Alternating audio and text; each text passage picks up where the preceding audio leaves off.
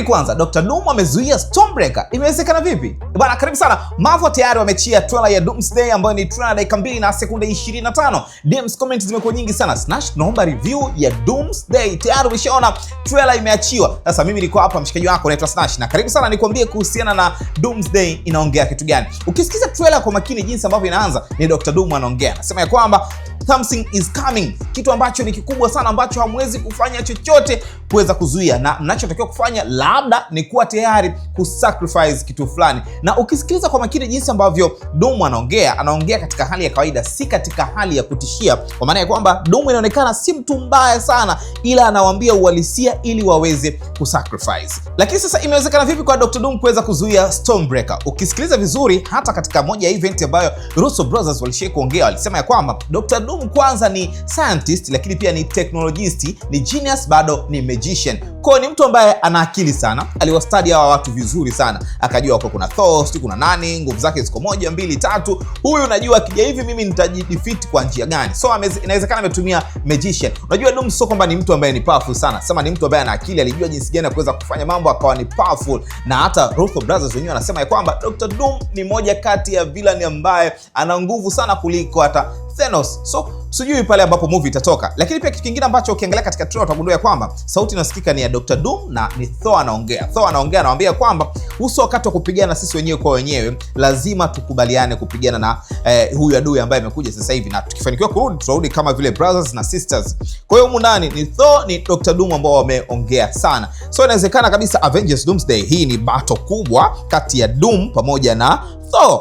Na kitu kingine ambacho kipo, utaona kuna sehemu ambayo Thor yuko na timu ya Fantastic Four wanaingia katika Avengers Town, ambapo wanakutana hawa New Avengers. Mule ndani yuko John Walker, yuko Red Guardian, yuko Yelena, lakini pia yuko Ghost. Watajiuliza watu kuhusiana na Sentry kwa wapi. Ukiangalia vizuri katika trailer, Sentry anaonekana yuko sehemu amekaa, socks zake ni zile ambazo zinaonekana katika ile Thunderbolt wakati inaisha mwishoni kabisa. Kwa Sentry pia yupo ndani. Japo katika trailer ukiangalia vizuri hakuna sehemu ambayo ameonekana sana. Lakini pia ukiangalia vizuri inaonekana timu ya Fantastic Four, na sehemu ambayo amesimama Reed Richards kwa nyuma kuna maduara matatu yanaonekana katika screen. Sasa pale ndo Reed Richards anawaelezea vizuri ni kitu gani ambacho kinaenda kutokea. Kama ulikuwa ufahamu kuhusiana na Avengers Doomsday, hii ni inclusion ya universe 3 tofauti. Hii ni universe 1005 ambayo ni universe ya X-Men, alafu kuna universe ya Avengers ambayo ni 616, alafu kuna universe ya Fantastic Four ambayo ni 8280. Sasa inclusion nini? Inclusion maana yake ni kwamba universe 3 tofauti zimefungua bridges na zinaingiliana kwa pamoja. Kwa kama zinaingiliana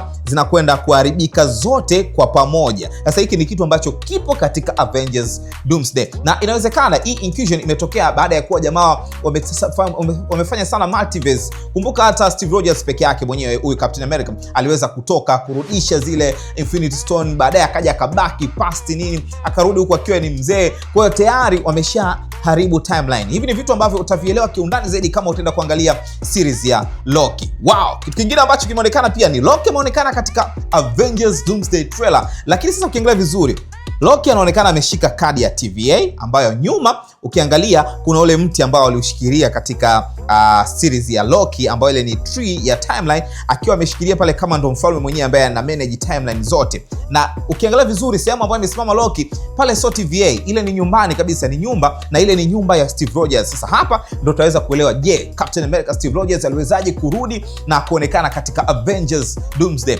Loki inaonekana alitoka, kwa sababu Loki peke yake ndo mtu ambaye anaweza kufahamu yuko wapi Steve Rogers, kwa sababu Rogers alibaki past, hakuna mtu ambaye anajua alibaki wapi. Sasa Loki kwa sababu ni mtu ambaye ana manage timeline, aliweza kufahamu wapi ambapo Steve Rogers alipo, na aligundua ni kitu gani ambacho kinakuja. So aliweza kurudi na kwenda mpaka katika ile nyumba ambayo Steve Rogers alikuwepo, na kumchukua Captain America baada ya kuongea naye, kumpeleka katika universe ya Fantastic Four, ambapo kule sasa ndo alikutana na Thor, kwa sababu ukiangalia ile ship ambayo anakutana na Thor pale, ile ni universe ya Fantastic Four. Thor anamuuliza imekuwaje, impossible, anajaribu kumpa Mjolnir, na kweli Steve Rogers anaiomba Mjolnir, inakuja. Na hapa sasa Thor anagundua kweli huyu ni ule Steve Rogers ambaye mimi namfahamu, ambaye ni worthy kuweza kubeba Mjolnir. Na ukiangalia Mjolnir ni ile Mjolnir ambayo ilionekana katika Love and Thunder ambayo ilikuwa imevunjika. ambao Jane Foster aliitumia. Sasa hiki ni moja kati ya kitu ambacho watu wengi wachanga sana, imekuwaje Steve Rogers amerudi? Trailer ina vitu vingi sana, lakini pia ukiangalia baada ya kuwa wamekutana pale, Fantastic Four pamoja na Avengers walitoka na kwenda mpaka kwa Namor ambaye yupo katika sehemu yake amekaa, lakini ukiangalia vizuri sio kwenye maji, ni sehemu ambayo ni kavu kabisa. Wameongea, lakini kunaonekana kuna quarrels kidogo zitatokea, kitu ambacho walibishana. Baadaye wanaonekana Wakanda pamoja na Fantastic Four wanapeana mikono. Tusubiri movie ikitoka. Vitu ni vingi sana ambavyo vipo katika Avengers Doomsday. Na kingine ambacho uta realize ni baada ya kuonekana Shang-Chi pamoja na Gambit. Unajua Gambit atoki katika universe ya X-Men, ana movie zake peke yake. Alafu sasa na Shang-Chi pia yupo katika universe yake. Ile battle pale, sijajua hii movie itakuwa ni kali kiasi gani. Though kitu ambacho najaribu kufikiria, nani ambaye ataweza kumdefeat Dr. Doom? Dr. Doom anaonekana ni powerful sana. Mpaka trailer inaisha hakuna sehemu ambayo anaonekana akiwa ametoa mask yake. Japo ukisikiliza vizuri, hata katika ile event alisema mwenyewe Robert Downey Jr. ya kwamba new mask same task, kwamba mask nyingine lakini task yake ni ile ile. Sasa sijui kama atakuwa anafanana na Iron Man kwenye upande wa task ama itakuwaje, lakini hii ni movie ambayo inasubiriwa kwa hamu kubwa sana. Lakini kikubwa ambacho utarealize kwenye trailer mwishoni kabisa, wamesema ya kwamba see it in Infinity Vision. Unaweza kujiuliza Infinity Vision ni nini? Tumeshazoea kwamba see it na IMAX ama kaiangalia kwenye IMAX, lakini Avengers Doomsday trailer amesema iangalie katika Infinity Vision. Infinity Vision ni nini? Hii ni kauli tu ya biashara. Na unajua kwa nini wamesema iangalie katika Infinity Vision? Kwa sababu Doomsday pamoja na Dune zinatoka kwa pamoja. Sasa Avengers wamekosa screen za IMAX duniani kote kwa sababu Dune wameichukua hiyo nafasi. Kwa hiyo walichofanya ni kutafuta format yao ya screen which ni ile ile ambayo tushazoea tu ya cinema, ila wameipa jina tu la Infinity Vision kwa sababu tu ya kibiashara zaidi. Doomsday ni moja kati ya movie ambayo watu wanasubiri kwa hamu, lakini pia Dune ambayo anatoka part 3 watu wanasubiri kwa hamu kubwa sana. Sasa